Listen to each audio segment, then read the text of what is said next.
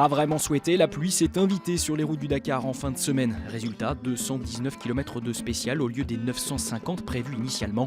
Suffisant malgré tout pour de nombreux rebondissements puisque les courses camions et quad connaissent deux nouveaux leaders au moment d'attaquer la deuxième semaine de course.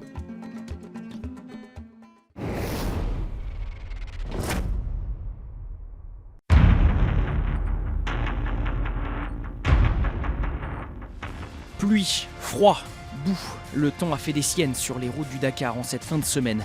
Les images se passent de commentaires, la dégradation des conditions météo n'assurait plus la sécurité des pilotes. Si l'étape de vendredi a été réduite de moitié, il a fallu se résoudre à une décision encore plus radicale le lendemain. Ces conditions nous ont malheureusement imposé d'annuler l'étape d'aujourd'hui. Et donc là, on va réorganiser le Dakar pour pouvoir se rendre à La Paz et remettre tout le monde dans les bonnes conditions pour repartir lundi matin.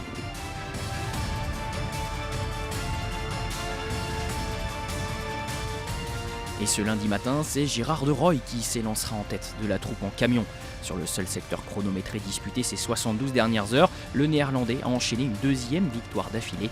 Son Iveco a pris le meilleur sur l'Armada Kamaz, relégué à plus de 10 minutes.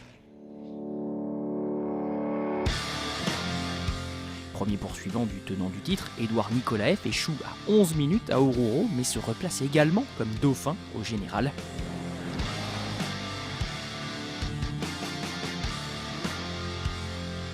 Son compatriote et coéquipier Eirat Mardeyev est quant à lui enfin lancé. Très en retrait depuis le départ, le vainqueur de l'édition 2015 enchaîne un deuxième podium en 2 jours et remonte à la 4e place au général. On finit avec l'ancien leader Dmitri Sotnikov qui est décidément en train de se forger une réputation de poulidor des pistes. 20 minutes perdues dans la boue et le voilà qui rétrograde à la 3e place au général. Mais le suspense est garanti puisque le top 3 se tient en 6 minutes. «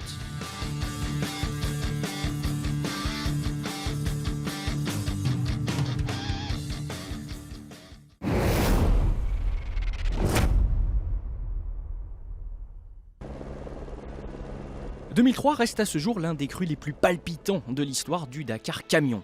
Symbole de ses succès, la 5e étape entre Tozeur et El Borma en Algérie voit le tenant du titre Vladimir Chagin prendre les commandes de la course au nez à la barbe de la dynastie de Rooij, composée de Yann et du fiston Gérard qui joue encore aujourd'hui les premiers rôles. Mais 2 jours plus tard, alors que Chagin et de Rooij père sont ralentis par de gros problèmes mécaniques, c'est Gérard de Rooij qui s'empare des commandes de la course. L'écart est alors de 2 minutes seulement entre de Rooij Junior et Chagin. Les deux semblent voués à se disputer la victoire jusqu'au dernier jour. Mais un coup de théâtre va tout changer lors de la 12e étape. Le jeune leader hollandais est contraint à l'abandon après avoir détruit son DAF à la suite d'un franchissement de dune pas vraiment maîtrisé. De Rooij est atterré, mais son heure viendra. À Dakar, le Russe Chagin peut célébrer son 3e succès dans l'épreuve. Alors que le champagne russe... La remontée de la Bolivie vendredi n'a pas non plus épargné les gros poissons en quad. Vainqueur en 2015, Rafał Soni, qui comptait déjà 7 minutes de retard sur Sergej Karjakin, a vu ce débours doubler à Oruro après quelques soucis de navigation. Une mauvaise journée, d'autant que Karjakin n'était lui non plus pas dans un grand jour. Le pilote Yamaha a en effet terminé cette 5e étape en 7e position à près de 25 minutes du vainqueur. Un vainqueur inédit, le néerlandais Kiskoulen, mais pas inconnu des suiveurs puisque le pilote Bahrain Racer a la particularité d'avoir terminé l'épreuve dans toutes les catégories. Casale et Karjakin en retrait, les Yamaha ont quand même pu se consoler avec l'Argentin Gustavo Gallego, 2e de l'étape, à défaut de pouvoir jouer un accessite à Buenos Aires. Mais c'est surtout le Français Simon Witz qui a marqué les esprits.